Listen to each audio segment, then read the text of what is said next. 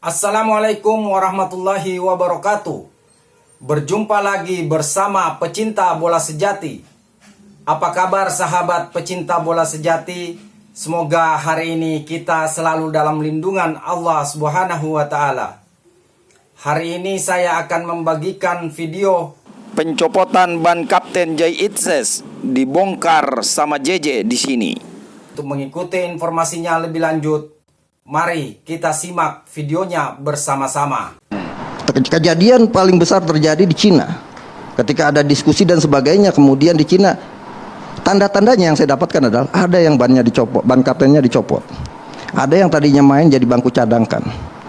Ya, ada 2 pemain yang kemudian di bangku cadangkan. Kemudian ada pemain lagi yang yang tidak dimainkan sama sekali juga, tapi ada di line up. Padahal ketika itu semua publik mungkin menilai bahwa kita nih harusnya menang lawan Cina. Ada apa ini semua? Sampai kemudian telah saya bersama Save Our Soccer adalah ada apa ini kejadian ketika melawan Arab Saudi, ada kumpul-kumpul pemain yang kemudian tanpa pelatih. Mungkin PSSI, manajer timnas akan berbicara untuk melindungi semuanya demi kekompakan. Tidak, mereka berdiskusi atas izin kita. Normal itu, dan saya memahami itu semua gitu. Tapi buat saya ini ada kejadian yang aneh yang kemudian akan jadi bola api gitu.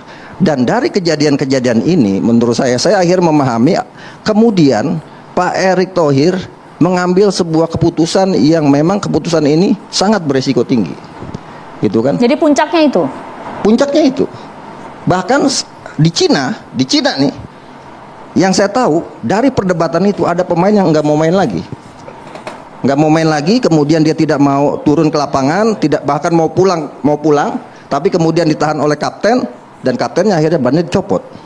Mau sendiri, terus habis itu akhirnya kaptennya diganti, gitu kan katanya. Ini nggak usah kita. Kapten di timnas itu adalah Asnawi, bukan Jay atau Jody. Kapten utama itu Asnawi. Dan wakil kaptennya itu Jay sama Jordi, bertiga. Jadi selalu kalau mau meeting personal sama coach selalu bertiga yang datang ke kita. Penting masalah ini, masalah itu. Dalam internal, karena coach itu selalu bilang, saya adalah raja di dalam lapangan, di luar saya akan melayani sebaik mungkin kalian. Dengan bertengkar apapun ya sama PSSI akan mendapatkan fasilitas yang terbaik tuh. Tapi kalian harus turut di dalam lapangan, itu aja. Itu yang selalu dilakukan. Jadi di dalam pertandingan saya lah pemimpinnya, tapi kalau di luar saya yang akan melayani dan berjuang untuk kepentingan kalian. Akhirnya pemain bertiga itu sering datang meeting semasa pelatih begini. Meeting sama coach. Terus habis itu mereka meeting sendiri. Ya, meeting sendiri juga. Bukan karena itu ya, tapi karena hal-hal lain yang mungkin mereka merasa kurang fasilitasnya atau apapun. Itu kan bukan pemain yang harus bicara ke PSSI. Ya PSSI pun bisa nggak tahu kan. Jadi maksudnya dia jadi jembatan itu ya coaching yang maju. Tapi pemain juga meeting sendiri bisa juga untuk menerjemahkan apa keinginan pelatih, tapi di antara pemain aja yang ngobrol. Betul. Bukan malah pengen apa-apa gitu. Karena saya bicara maksudnya latihan udah begini, seperti permainan coach apa yang coach mau gitu, tapi tiba-tiba dengan bicara sekali terus tanding menang gitu kan nggak masalah. Kalau salah yang gampang gitu menurut kita gitu. Kan soalnya kan dibilang gitu kan, karena kamu tadi bahas taktikal sedikit, yang aneh juga kan pas lawan masih sering rubah-rubah kalau key player sama. Kalau masalah Tom tidak dimainkan itu memang ada isu juga kayaknya. Ya, Cina di babak pertama ada. Ya itu juga sama karena taktik, dan sudah ada diskusi sama Tom juga. Dan dia oke, karena ya, fisiknya nggak bisa bermain 90 menit akhirnya.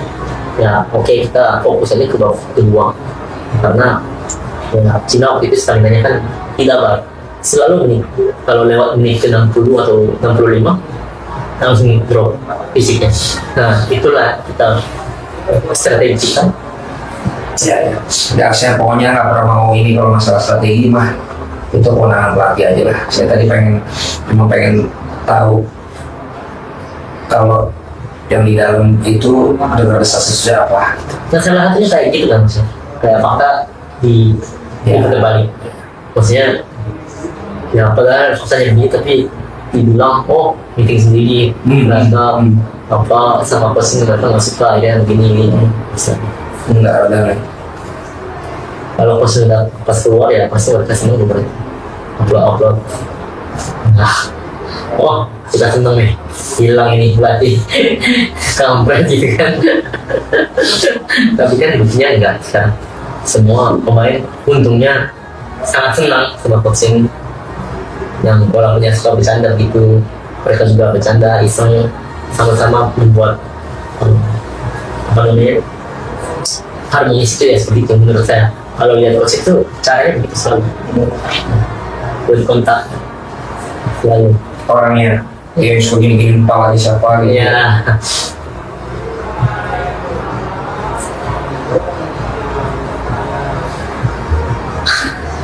Ya banyak lah ya. Jadi dari apa yang memang lagi rame sebenarnya kalian juga udah dengar dan tahu sebenarnya yang benar mana gitu ya. Tapi Coach tahu juga, dengar juga. Misalnya lagi rame nih, kamu yang nyampein. Wah, berarti kalau apa rame itu pasti langsung nyampein ya. ya maksudnya walaupun Maksudnya benar atau enggak, pokoknya yang lagi ada diomongin beliau tahu juga aja.